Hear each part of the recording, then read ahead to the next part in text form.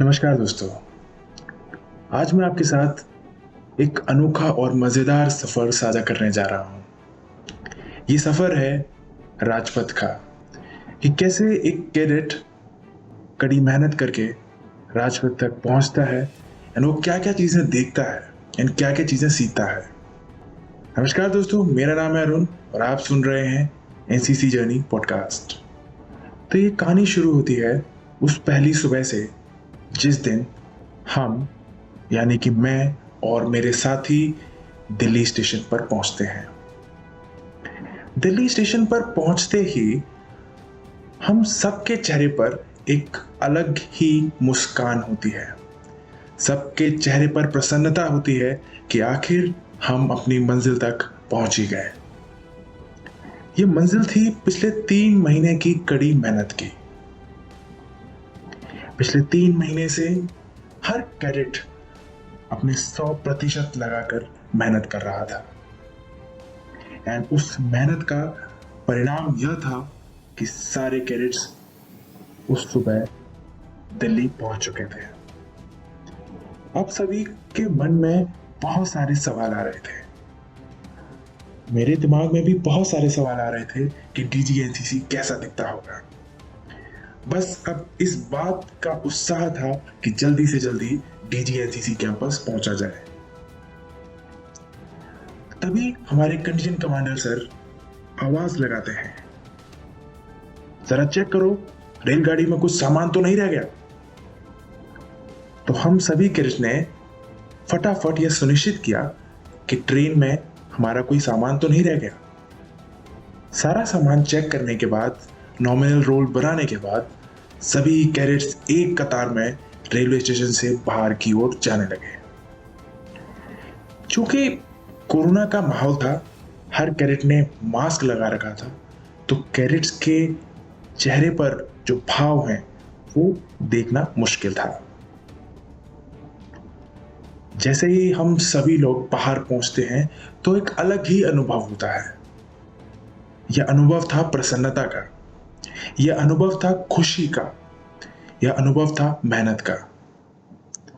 बाहर पहुंचते ही हम देखते हैं कुछ आर्मी पर्सनल्स हमारा इंतजार कर रहे होते हैं एंड ये लोग हम ही को लेने आए होते हैं।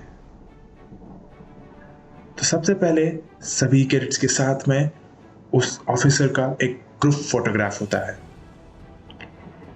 एंड हर कैडेट को रिफ्रेशमेंट के लिए एक छोटा सा गिफ्ट हैम्पर मिलता है। वो गिफ्ट हैम्पर हमारे लिए इतना बड़ा था, हमने सोचा ही नहीं था। उसमें विभिन्न प्रकार की चीजें थी, फ्रूट जूस, बन, केक, मिल्क शेक, नमकीन, बिस्किट्स और भी बहुत सारी चीजें। तो कैडेट्स ने सोचा, हालांकि मेरे दिमाग में भी यह सवाल आया, इतना अच्छा खाना, तो हम सब ने उस खाने को खाया नहीं और सोचा कि वहां जाकर खाएंगे तब भूख लगेगी। तो उस पूरे गिफ्ट हैम्पर को हम में से ज्यादातर कैडेट्स ने बचा के रखा। अब हमको लेने के लिए 2 चीज आई थी, एक थी बस और एक था स्टैलियन ट्रक। स्टैलियन ट्रक में हम सभी कैडेट्स को अपना सामान लोड करना था।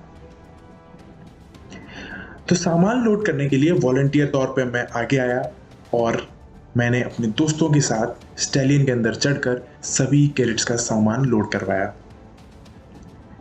एंड उसी समय मैं अपने कुछ फोटोज भी ले रहा था और साथ ही साथ दूसरे कैडेट्स की भी फोटोज ले रहा था जो कि नीचे खड़े हुए थे।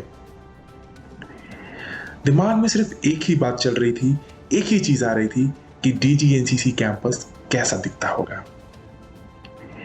रेलवे स्टेशन से डीजीएनसीसी कैंपस का जो रास्ता था, उस रास्ते में बहुत सारी चीजें आई एंड हमारा ध्यान किसी भी चीज पे नहीं गया क्योंकि सबके दिमाग में एक ही सवाल था, डीजीएनसीसी कब पहुंचेंगे। जैसे ही हमारी बस डीजीएनसीसी कैंपस के अंदर एंटर करती है तो सभी कैडेट्स डीजीएनसीसी कैंपस को देखने के लिए अपने फोन में वीडियो रिकॉर्डिंग्स करने लगते हैं, बस के अंदर खड़े हो जाते हैं। सबके चेहरे पर एक प्रसन्नता होती है। कैंपस में पहुंचने के बाद सभी कैडेट्स बस से उतरते हैं, अपना सामान अनलोड करते हैं एंड एक कतार में खड़े हो जाते हैं। एंड हम देखते हैं कि हमसे पहले भी दूसरे डायरेक्टरेट के कंटिजेंट वहां पहुंच चुके हैं। उन सभी कंटिजेंट को देखकर एक अलग ही खुशी हो रही थी। थोड़ी ही देर बाद हम सभी कैडेट्स का बेसिक डॉक्यूमेंटेशन होता है, सभी का टेम्परेचर चेक होता है एंड उसके बाद था ब्रेकफास्ट टाइम। तो सभी कैडेट्स ने ब्रेकफास्ट करने के बाद वापस कतार में खड़े हो गए। सभी कैडेट्स की आंखें इधर उधर घूमे जा रही थी। सभी कैडेट्स एक बार अपनी आंखों से पूरे कैंपस को मन भर कर देखना चाहते थे। तभी हमारे कंटिजेंट को ऑर्डर मिलता है कि आप सभी का सामान चेक होगा। यह चीज हमें पहले ही बता दी गई थी कि डीजीएनसीसी कैंपस पहुंचने के बाद आपका जितना भी सामान है वो सब चेक होगा। चेकिंग के दौरान सिर्फ यह चीज चेक करी गई कि किसी के पास कोई ऐसी चीज तो नहीं जो कैंप में लाने के लिए मना करी गई हो। सामान चेक करने के बाद अब हम सामान पैक करते हैं वापस एंड दोबारा कतार में खड़े हो जाते हैं। अब बारी थी अपनी डायरेक्टरेट की बिल्डिंग तक सारा सामान पहुंचाने की। अब डीजीएनसीसी कैंपस में बॉयज के बैरिक्स एंड गर्ल्स के बैरिक्स अलग अलग बने हुए हैं। क्योंकि मैं मध्य प्रदेश और छत्तीसगढ़ डायरेक्टरेट से हूं तो हमारी जो बिल्डिंग है वो एकदम लास्ट में है। तो हम एकदम नजर घुमाते हुए जा रहे थे, हालांकि मुझे पता था कि हमारी बिल्डिंग लास्ट में है, मुझे मेरे सीनियर्स ने बता दिया था। फिर भी हम जानबूझकर जो दूसरे बिल्डिंग्स थे उनमें एंट्री करते थे एंड पूछते थे एंड वापस बाहर आ जाते थे, क्योंकि मजा बहुत आ रहा था। एंड अब हम अपनी बिल्डिंग के बाहर पहुंच चुके थे। ऐसा लग रहा था एक सपने की दुनिया में प्रवेश कर गए हैं। हर चीज नई नई लग रही थी, एकदम खाली खाली सुनसान, बड़ा ही मजा आ रहा था। अब सामान इतना ज्यादा था तो डीजीएनसीसी कैंपस में सामान को इधर से उधर ले जाने के लिए 4 पहिया ठेला का इस्तेमाल किया जाता है, जो कि आमतौर पर हम बाजार में सब्जी वाले ठेले के नाम से जानते हैं। तो वो सब्जी वाला ठेला हमारे पास भी था एंड हम उस ठेले को चलाने में इतना ही प्राउड महसूस कर रहे थे, इतना गर्व महसूस कर रहे थे जो आज तक कभी नहीं किया था। उस ठेले पर ग्राउंड से बैरिक तक सारा सामान बार बार ले जाना आना ले जाना, बड़ा ही मजा आ रहा था। इधर से तो हम सामान रख के ले जाते थे एंड जब उधर से खाली ठेला आता था तो एक कैरेट ठेले के ऊपर बैठता था, दूसरा कैरेट ढका देता था। तो इसी तरह 2-3 घंटे की मशक्कत के बाद हमने सारा सामान ग्राउंड से अपने बैरिक तक पहुंचा दिया। अब थी मेन बारी, वो थी बैरिक की सफाई करना। ये सबसे ही जरूरी काम था, क्योंकि डीजीएनसीसी के बैरिक्स में बहुत समय तक कोई नहीं रहता है, तो खाली रहने की वजह से गंदगी बहुत हो जाती है।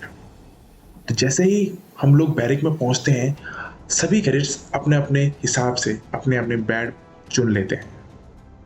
मेरे दिमाग में एक ही चीज थी कि मेरे बेड के पास लाइट का बोर्ड होना चाहिए। तो मैंने तुरंत ही जाके देखा जहां बोर्ड होगा वो वाला बेड अपना होगा। तो गेट के सामने वाले बेड के बाजू में इलेक्ट्रिक बोर्ड था एंड वहां पर जाके मैंने अपना बोरिया बिस्तर लगा दिया। सामान सेट करने के बाद सभी कैडेट्स अपने घर वालों को डीजीएनसीसी कैंपस में बताने के लिए और सूचना देने के लिए बड़े ही उत्साहित थे। सबने एक एक करके अपने फोन निकाले और अपने घर में बताना शुरू किया। कोई अपने पिताजी से बात कर रहा था, कोई अपनी दीदी से, कोई अपनी मम्मी से, कोई अपने सर से, कोई अपने दोस्त से। मैंने भी फोन किया था। मैंने अपने पापा को फोन करके बताया मैं सही सलामत डीजीएनसीसी कैंपस में पहुंच गया एंड उनको ये चीज भी बताई कि हो सकता है कि मैं अब 1-2 दिन में फोन ना कर पाऊं। उनको बताया कि हो सकता है शेड्यूल बहुत बिजी होगा तो मैं आपको फोन नहीं कर पाऊंगा, बट बट जैसे ही समय मिलेगा मैं ज़रूर फ़ोन करूँगा। एंड इसके बाद सभी कैडेट्स को बैरिक साफ करने के लिए एक छोटी सी मीटिंग कंडक्ट करी जाती है। मीटिंग में सभी को अलग अलग आदेश दिए जाते हैं कि आपको ये करना है, आपको ये करना है ना, आपको ये करना है। काफी मजा आ रहा था। हालांकि आज तक घर में इतनी सफाई नहीं करी थी, पर वहां पर सफाई करने का अलग ही मजा था। सभी के हाथ में ग्लव, सभी ने मास्क लगा रखे थे एंड सभी कैडेट्स पूरी ही शिद्दत के साथ, कोई दरवाजे साफ कर रहा था, कोई फर्श साफ कर रहा था, कोई खिड़कियां साफ कर रहा था, कोई बेड साफ कर रहा था। बड़ा ही मजा आ रहा था। एंड अब टाइम होता है लंच का। एंड हमको ये पहले से ही सूचित कर दिया गया था कि आपको आपके खाने की प्लेट आपके पर्सनल बैग में ले जानी है। तो हम लंच के टाइम पर अपनी अपनी प्लेट लेकर रेडी हो गए। एंड अब हम पहुंचते हैं डाइनिंग एरिया में। हमको पता नहीं होता है, तो एक पीआई स्टाफ हमको गाइड करते हैं कि डाइनिंग एरिया कहाँ पर है। डाइनिंग एरिया को देखकर सभी कैडेट दंग रह जाते हैं, क्योंकि नॉर्मल एनसीसी कैंप्स में सभी कैडेट्स को ऐसा डाइनिंग एरिया देखने को नहीं मिलता है। एंड खाना भी बहुत ही लाजवाब था और लजीज भी था। खाना खाने के तुरंत बाद वापस से वही चीजों में सफाई और सफाई। अब रात हो चुकी थी, रात का खाना भी हो गया था एंड अब सभी कैडेट्स अपने अपने बेड पर आराम से आराम कर रहे थे। ज्यादातर कैडेट्स अपने फोन पर बात कर रहे थे या अपना फोन चला रहे थे। इस समय सभी कैडेट्स एक अलग ही सुकून का अनुभव कर रहे थे। पूरे दिन की थकान और डीजीएनसीसी कैंपस में प्रवेश एंड अब बेड पर आराम से पैर फैलाकर सोना। अगली सुबह हो चुकी थी। क्योंकि कोरोना का टाइम था, तो हम सभी कैडेट्स का, जितने भी कैडेट्स डीजीएनसीसी में मौजूद थे, उनका 14 दिन का एक क्वारंटीन पीरियड था। इस क्वारंटीन पीरियड में कोई भी ट्रेनिंग एक्टिविटी नहीं होनी थी। सभी कैडेट्स को यह आदेश दिए गए कि सभी कैडेट्स अपने बैरिक के अंदर ही रहेंगे एंड जो भी उन्हें करना है वो बैरिक के अंदर ही होगा। सिर्फ 2 चीजों के लिए आप बाहर जा सकते थे, एक था खाना खाना और एक था टॉयलेट। अब क्योंकि सभी कैडेट्स को बाहर जाने की, डीजीएनसीसी कैंपस को घूमने की बड़ा ही उत्साह था, बड़ी एक्साइटमेंट थी, तो सभी कैडेट्स टॉयलेट के बहाने से पूरा डीजीएनसीसी कैंपस घूमा थे। मैं भी गया था एंड मुझे एक पीआई स्टाफ ने पकड़ लिया। बोले कि कहाँ घूम रहे हो? बोला सर बाथरूम जा रहे हैं। साथ में एक दोस्त और भी था।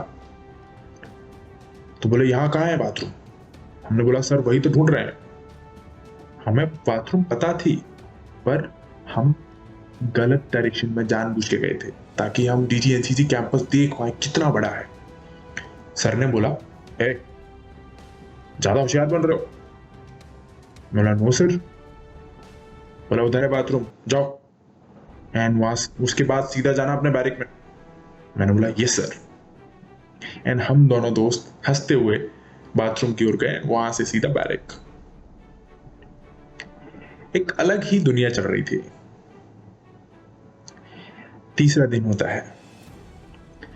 तीसरे दिन सभी कैडेट्स को आदेश दिए जाते हैं कि अब आपकी ड्रिल प्रैक्टिस स्टार्ट होगी। एंड ड्रिल प्रैक्टिस होनी थी बैरिक्स के अंदर ही।